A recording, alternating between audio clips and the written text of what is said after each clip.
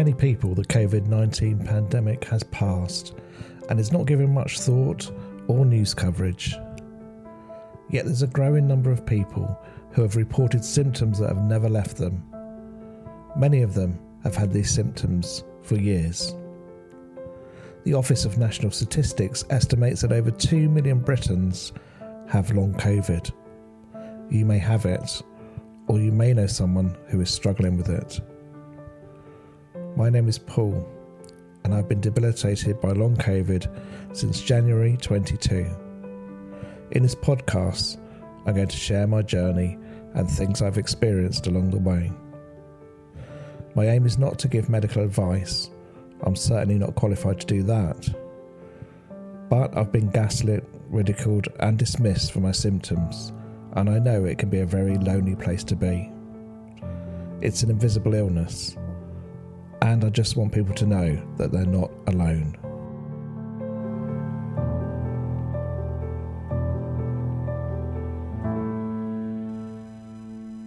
Welcome to the latest episode of Life Long COVID with me, Paul Clark. Thanks for listening to this week's episode. How are you doing? I hope this episode reaches you well. It sounds like I've got a bit of a pep in my voice today, doesn't it? Unlike some weeks, and which kind of totally belies the fact that I've had a pretty exhausting weekend, which we'll delve into in a minute. But I feel okay today. And I think that is because I managed to rest up yesterday and not do as much as perhaps I could have done. I just want to mention before I begin the topic of this week's episode is that I've spent last week feeling quite down. I've mentioned before I take antidepressants. I do suffer in this way and not always easy for me to talk about. But long COVID has really magnified the depression I've had, and I've found it sometimes hard to cope with that.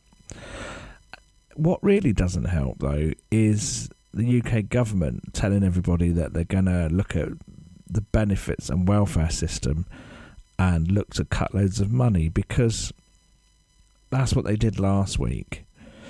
And I don't know why they do it. I don't know why they use various media outlets to inform us all that next spring they're going to look to, slash welfare in the UK.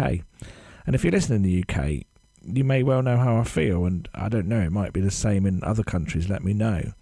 But all it serves to do is to make people like myself and possibly you listening feel worried for the future, because I can't work at the moment. I hope to be able to work one day, but and that's what the benefits are. They're literally there. They're a lifesaver. They're there to help me live and help my family to live while I'm not able to earn money.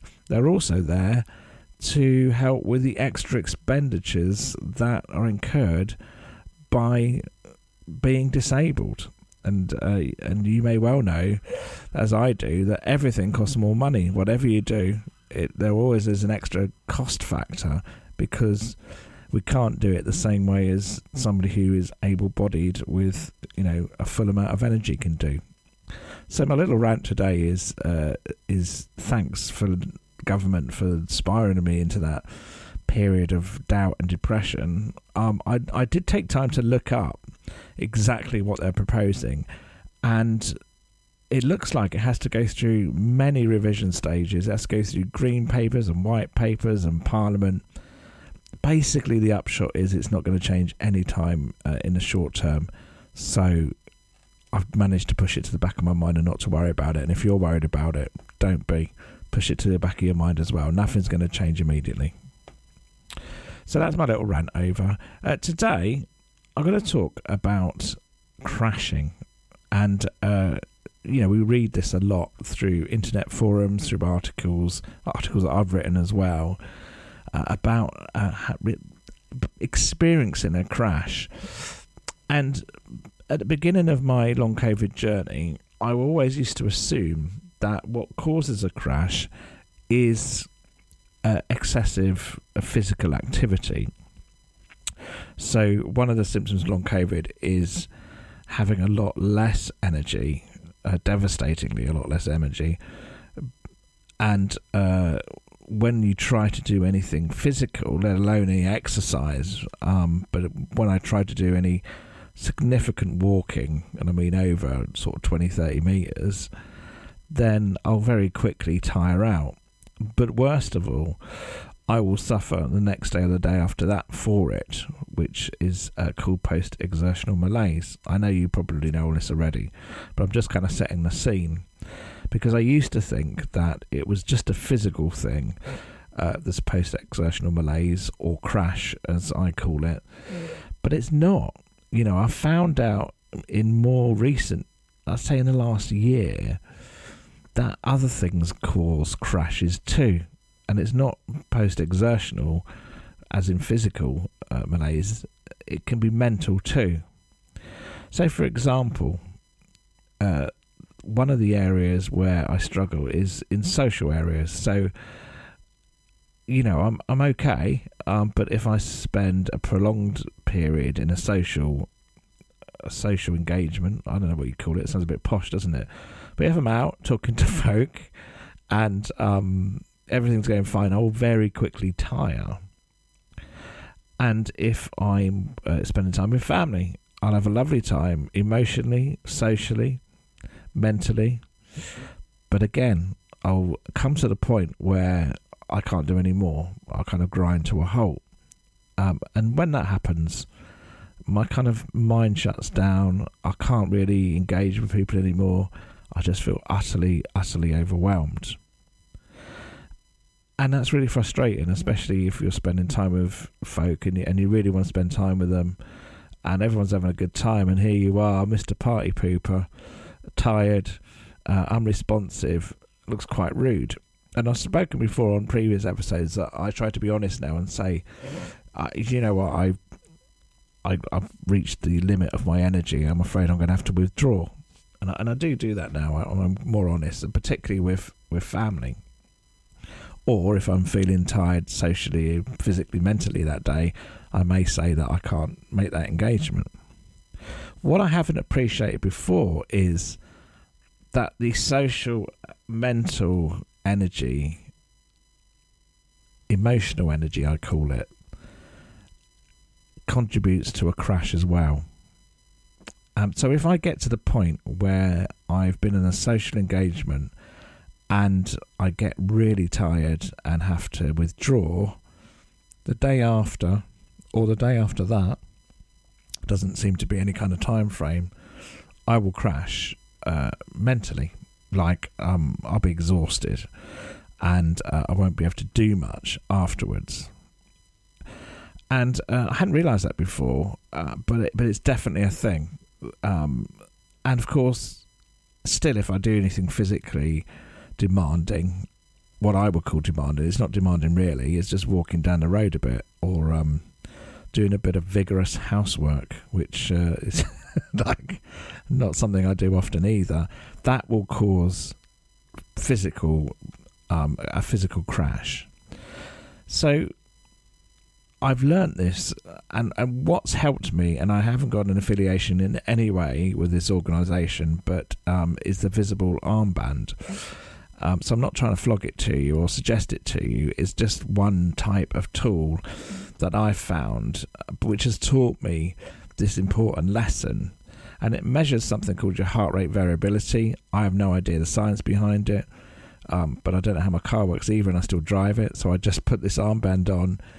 And what it does is measure this HRV, a heart rate variability, and it tries to predict when you're going to crash. But most importantly, it tries to articulate to you how demanding your day is as you go along. And it does so by giving you what they call pace points. And I've got a budget of 30 pace points, and I know that if I do anything, it's going to use up more pace points. Now, this sounds very kind of legalistic and military-like, but actually, I've tried the Visible Armband now for this is my fourth time of trying. I wasn't ready to try it the first 3 times because I just found it frustrating to use and I couldn't really get what it was trying to do. Now I'm in the place where I feel like I can engage with it properly, and I have been doing, and that's what made me realise that it wasn't just physical. I was using all my pace points just going out for coffee, for example, with somebody, or I think I could walk that short distance to the shop with my stick, so I'll do it, and I'll get back and think, yeah, no, I'll be all right. But I'm not. I've used up 30 pace points doing that or more. One famous day I used up 50 pace points because I went to the local recycling centre and dumped a few things into the skip. And it's really been surprising to me, physically, mentally, socially, emotionally, what kind of things will cause my pace points to rise. Watching a game of football can cost me 10 pace points, not because I'm physically doing anything, I'm just sitting there, but because I get excited or stressed, or it's a roller coaster ride supporting the team that I support, you use up pace points, and they will have a consequence if you use up too many. So now what I try to do is I do try to live within my pace points, but crucially understanding now that the kind of emotional and mental sides also cause a crash, I'm very aware not to get to the point while I'm socially out of crashing because it will use up a lot of points and I will crash the next day. So I try and withdraw within a reasonable time frame and say, look, I'm okay at the moment, but I'm going to crash. So I'm going to get going and stop before I crash. So it's teaching me to kind of balance my day. And could I do that without Visible? Absolutely could. I just find it easier to have a gadget to read and something to kind of measure it against. And the other thing I want to mention is that crashes, it sounds like when you crash, you are just on the sofa or in bed and you can't move. That is absolutely the case. Sometimes that can happen. But that hasn't happened to me for a very long time, for the reason is that I'm not working and I understand my body a lot more. That could absolutely happen if I ignored all the signs and didn't balance my day. But at the moment, crashes for me come in different ways and manifest themselves in different ways in me. So this weekend, I've had a particularly tiring weekend. I've done too much. I know I have. And what that's meant is the latter end of the weekend is that I was physically tired and I found it really hard to do anything, the smallest thing. And could I have pushed on to do more things than I did? Absolutely, I could have done. Adrenaline is a wonderful thing. But every time I'm doing that, I'm kicking the can metaphorically down the road and giving myself a bigger crash to come. So the hard thing to do is to learn to say no, or learn to ask for help, and learn to say, yes, I could do that now. And right now, it's okay, but I don't want to pay the price for it later on. And other people are just not going to understand that. So you have to take the lead in that. It's a really difficult thing. I don't know if I managed to talk about it in any coherent sense that you can understand, let alone anybody else. But I hope I am. I hope you can identify a little bit with this. But try explaining it to somebody else when they say, can you just do that? And you say, I can just do that. And I can do it and it's fine. It won't look like I'm tired or overwhelmed. But actually, should I do it because it's going to cost me, in my case, pace points or in any kind energy? And do I really want to use up my precious energy on that today? Is this really something that is so necessary that it's worth limiting other things in? And a lot of the time the answer is no. So people don't understand that, and people won't understand it. So this is one of those occasions where you kind of have to take it into your own hands, make your decisions about what you can and can't do, understand that some people can't understand, but be strong in it and know that you know your body and you're absolutely validated in making that decision. And that's the thing with this illness, is that you're never validated, because nobody really gets, unless they're going through it themselves, what it's like. And you have to be strong. You have to be the one that takes control of that, even though you may not feel strong at the time. So communication is important, and often, I may use an excuse rather than go through the whole thing. But really, I'm still on this journey of learning how to balance my time and energy. If you've got any tips for me, let me know, because I'd love to hear from you. I'd love to hear from your journey, whether you've tried this visible thing or whether you've got something else that helps. I would really love to hear from you. And there's different ways to do that, but the best way is to click on the link in the show notes. You can sign up, what they call subscribe, and what you'll get is not only a notification when these episodes are recorded, but you'll also get extra content by subscribing in the form of written articles, and we'll be able to chat together, and which we have been doing. We've been chatting over various kind of subjects. And, on the days when you just need support, when you need to fire off a message just to say, I'm struggling today, and for it to be received by a group of people who know what you're going through, it's worth doing. So head over to that link, sign up. It's free.